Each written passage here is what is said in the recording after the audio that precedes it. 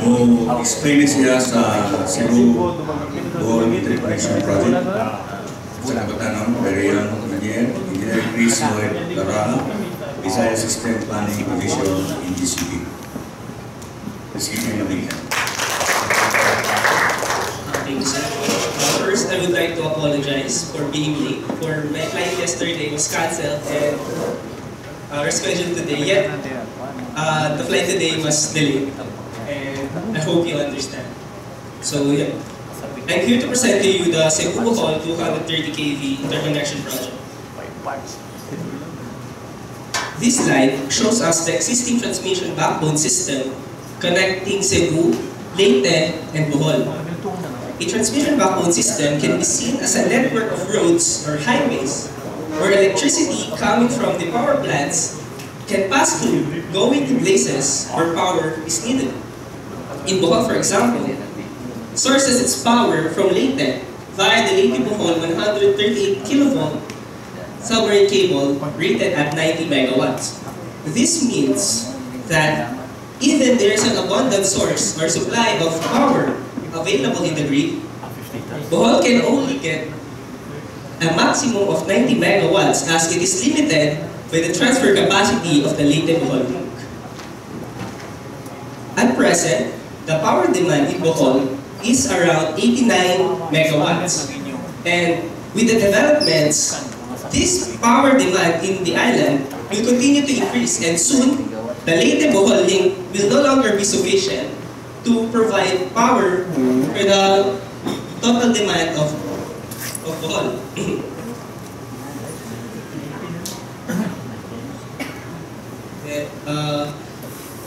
Also,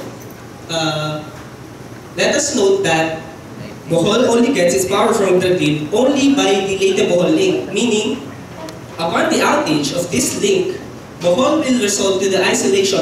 Bohol will be isolated with the rest of the grid, and thus it will only rely to its inland generation.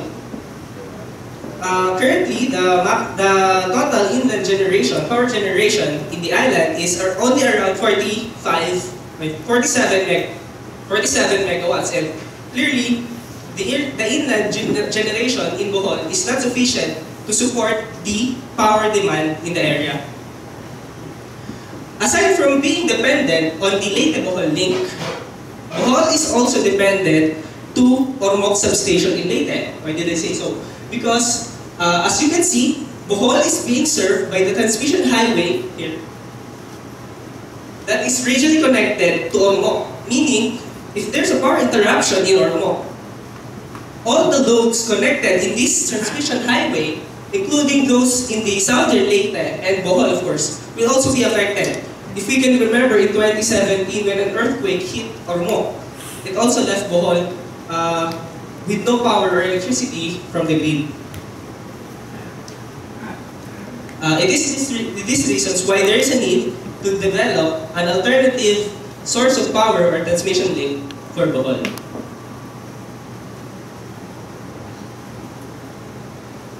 This is the Cebu-Bohol 230 kV interconnection project, an extension of the 230 kV Visayas backbone that will connect Corelle substation in Bohol toward the Dumanhug substation in Cebu. With this project, Bohol Island will have another link where it can get power directly from Cebu, and thus minimizing its dependence to Ormoc substation and the Cebu-Bohol link. Also, the loading of the Cebu-Bohol link will decrease as when the project is already energized.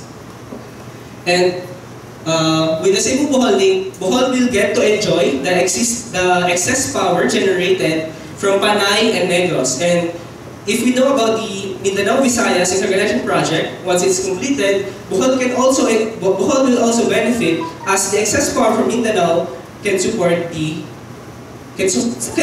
loads in Bohol. Next is the Cebu-Bohol interconnection project is consistent with the 230 kV backbone looping program. This looping program aims to establish a closed 230 kV loop.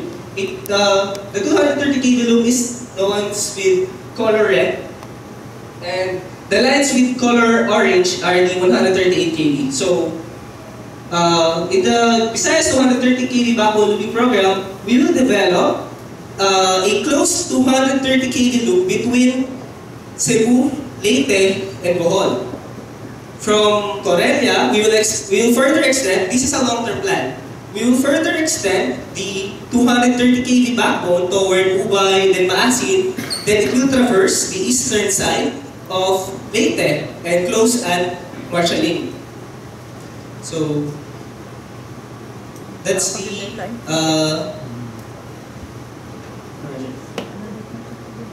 for the project components, this includes the extension of Corelia substation and putting up there a 2x300 MVA transformer. From there, we will then construct a 26-kilometer overhead transmission line from to Loon Cable Terminal substation. And from there, we will lay a 30-kilometer submarine cable to Argao in Cebu side. Then from Argao, we will close it by the construction of the 29-kilometer overhead line to Dumanhu. The best part is the total or the maximum transfer capacity for the Cebu-Bohol is at 400 megawatts, meaning if we add it by the existing capacity, it will be a total of 490 megawatts available for Bohol. For the status of the project, there is an ongoing survey for the Corelia-Loon 230 kV overhead line, while the bidding documents for the submarine cable portion is under preparation. The expected time completion of the project is on December 2021. That's my presentation. Thank you. Do you have any questions, ma'am?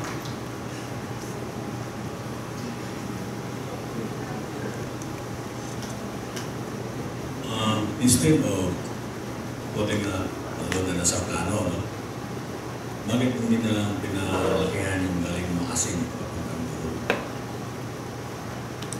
Okay, good question. Why not we just increase the transfer capacity between the Leyte and Bohol? Sir, we are talking about here the resiliency of the grid. Even though we increase the capacity in Maasin to CP Garcia, when something happens in Ormoc, the power is coming. As we can see here, the power is from the 230 kV side, which is there at Marchaling and Ormoc. Then it will go down to Maasin and to Ubay. So technically, increasing the capacity of Leyte, Bohol link will also, of course, increase the increasing the capacity will be able to supply the overall demand for the island. Yet, if there's something happen in this portion, still Bohol will be isolated from the grid, and that's what that's the importance why we need to establish a closed loop or a closed loop in the system.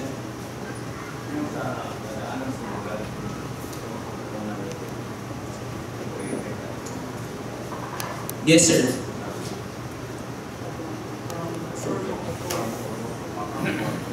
Yes, sir.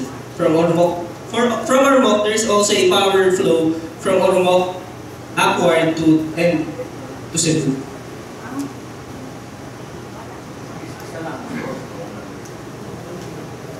Not so, sir. There are times that the power flow is, since the power source, there are a bunch of generating power plants, geothermal power plants in Leyte which produce electricity. And since Cebu is a load center, it draws power from these power plants. Yet there are times when the excess power from Negros and Panay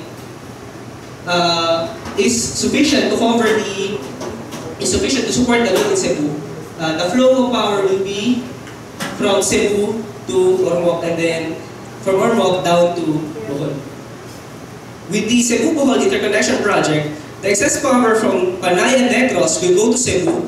Then from Cebu, it will go down directly to Bohol without going up and without going up to or no. Do you have other questions?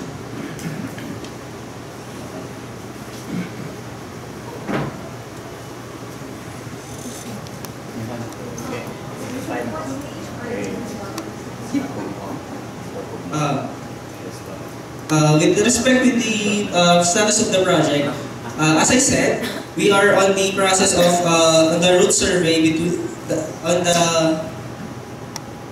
still on the route survey for the Coroyalo overhead line, and we are preparing the bidding documents for the Argao-Loon Samarin cable portion, while the Dumanhog-Argao overhead transmission line has already completed its route survey.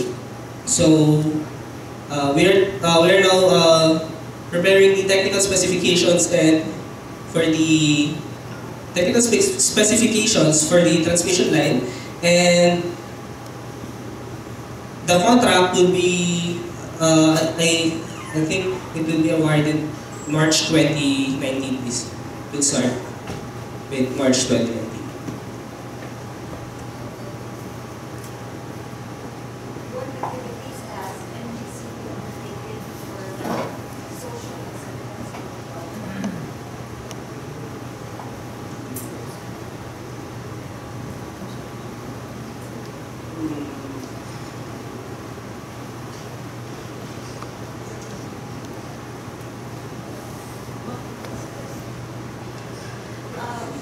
what activities did NGCP do for the social acceptance of As I've mentioned earlier, we conducted presentation first to the mayors, then and to yung mga barangay captains. Then later on, we'll go down to sa barangays na yun. And then on the permitting side, we have the QSE or Quality Safety and Environmental Group to secure the necessary permits from the DNR, from PCA, kung na ay mga pumunang copy, then from other agencies. Do you have support incentives for the Incentive yung automatic, you mean? Not necessarily. Yun for the affected lot owners, naano na siya yung compensation. After na-determine na yun ang survey, ang route, papasok na ang right-of-way group na mo to conduct the parcellary survey. This is to identify the lot owners. Kaya diha na mag-negotiate with the lot owners. For the tower sites we acquire, and then kung agricultural land, easement, and then naapod mga compensation, other compensation for the land owners like disturbance fee, naapod yung lain mga, it's a right of way, but we do compensate sa mga PAPs or persons affected, project affected persons. Then later on, kung host community na sila, you might have heard that yearly na aming project na bitaw, we distribute school supplies before the opening of the school. So naanapod me, I think we are on our 7th year na katag ni school supplies, bags, tapos na ay 10 notebooks ata with pencils sa mga schools. I don't know if you've heard about this na ang naamang good usahay na we go directly to DepEd. Anyone from DepEd here? So, although the recommendation for the recipient schools galing sa among operations and maintenance, kay sila kabaluan sa dapit kay this is mostly limited, although pwede man mag-change. Pero usually kanang mga host barangays, kanang maagian bitaw ng linya, murag paying back to the communities. for that forms part of our CSR, and then kung na-apply ways na makasupport me, like mga fiesta-fiesta. Yes. Sir Jake here. We're always coordinating sa mga support, gamay, inagmay. Because this is the hitch, no? We are a highly regulated company. Private me, but we are a highly regulated company. Because our rates are regulated by the ERC, the Energy Regulatory Commission. Dili mi pwede kanang basta-basta mag-spend because na-scrutinize na ang mga expenses. Kay among rates, i-approve ng ERC. Ang kinsa mo magbayad sa rates, kita. So, dili po may pataka yun ka ng mga expenses na mo. How we wish we can, no, for paying back to the host communities. Pero, because we are highly regulated, di po may pwede all out. But we will, anything na possible within our limitations. This concerns about the right of way, especially kung mga igo na may ang kahoy yung lubi, na lang pinapunton, di ba? So, kung ka na is, basig na yung tanan mo ba, kailan ba ninyo ang kahoy yung lubi, igo, and then who will apply for the permit? NGCP ba o ang idea sa kita? Si NGCP, sir. We will pay for the damage improvements sa mga balay, kahoy, and kami ang mag-apply with PCA, with DNR, ang kanang mga clearances. In fact, yung right of way na mo, naagigmi nag-hire o daghan, and in fact, we are also hiring pa. Yung mga project-based personnel will be hiring for the AUDIO-Bohol interconnection project. Kana sila, they will go to the barangays once na-identify na yun, na humana ang parcellary survey. They will talk to the owners and kana sa mga barangay officials. Kaya we will be seeking certificate of no objection to tree cutting. Kaya mauna siya kinahanglan sa application na mo with DNR for various na mga special land use, tree cutting permit with PCA in case coconut, na may special cutting permit code with DNR. So tanan mga environmental requirements, amo na yun siya i-apply, and namin may group ana for those activities.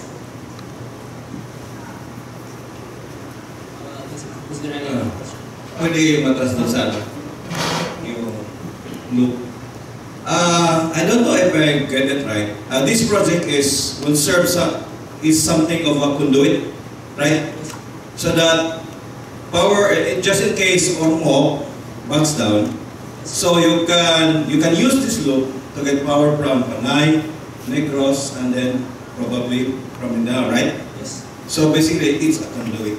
Yes, sir. So I'm trying to, I think I understood what Sir Nick Andreas was trying to ask earlier. Thank you.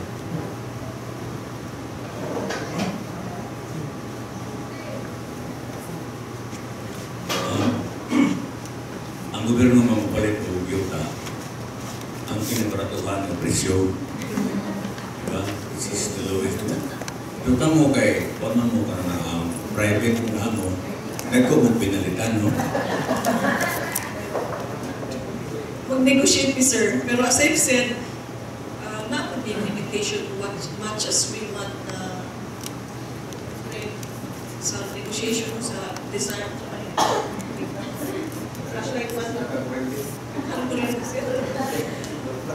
As much as possible,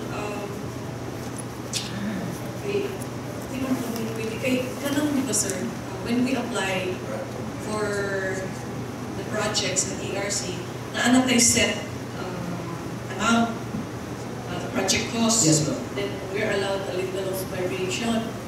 Yes, ma'am, but with But justification why we yeah, for example, change the ayaw ang project demand ng cost. mga lab owners.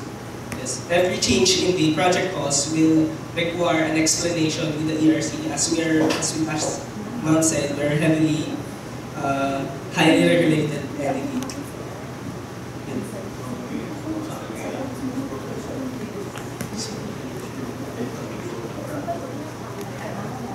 Ang court na mag-decide siyempre na ang lawyer, ang landowner, kung isipin ko si landowner, but out of court, but usually kung hindi kayo ma-settle, ang court na mag-decide.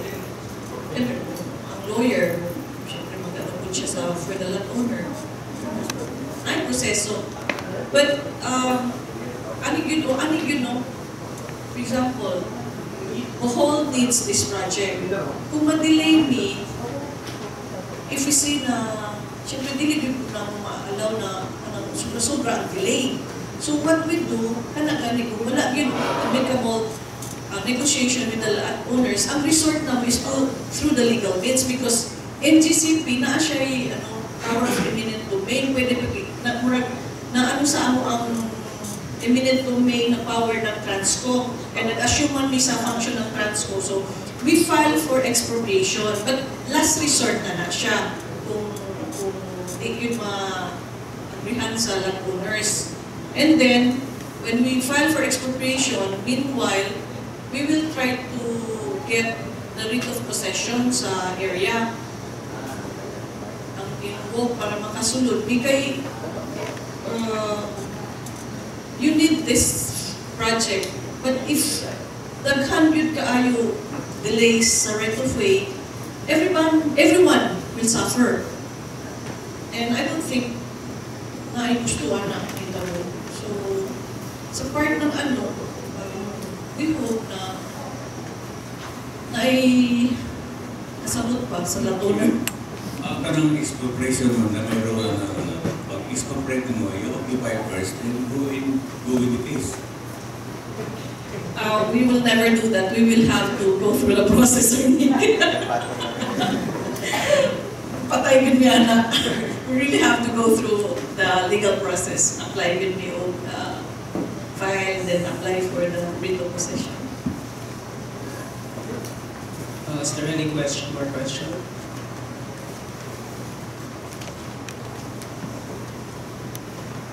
Thank you, ma'am. Hey, thank you. Thank you, everyone.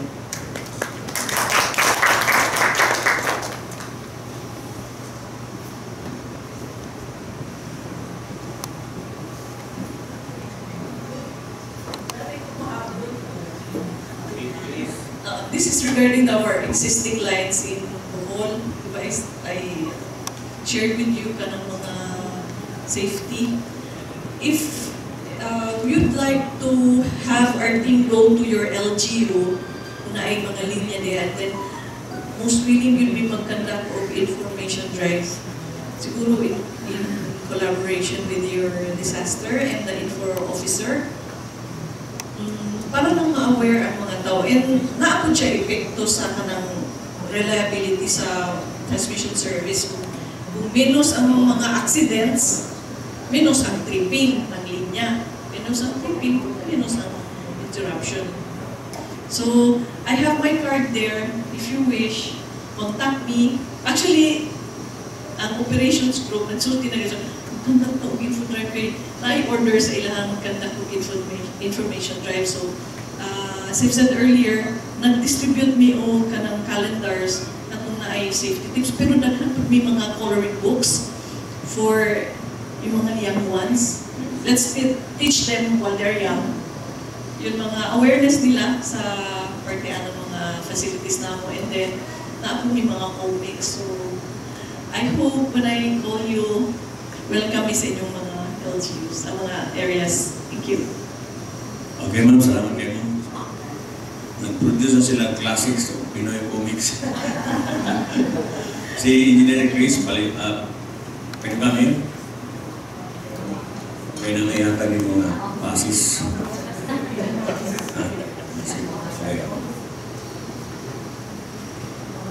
ako sa ron kaya ako may presidente ron, presidente siya.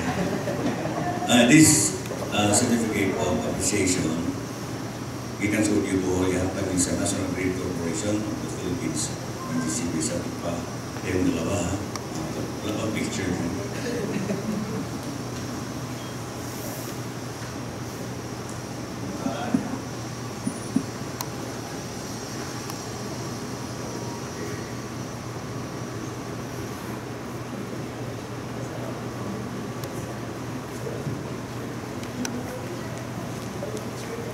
Picture Picture daw yung NGCP.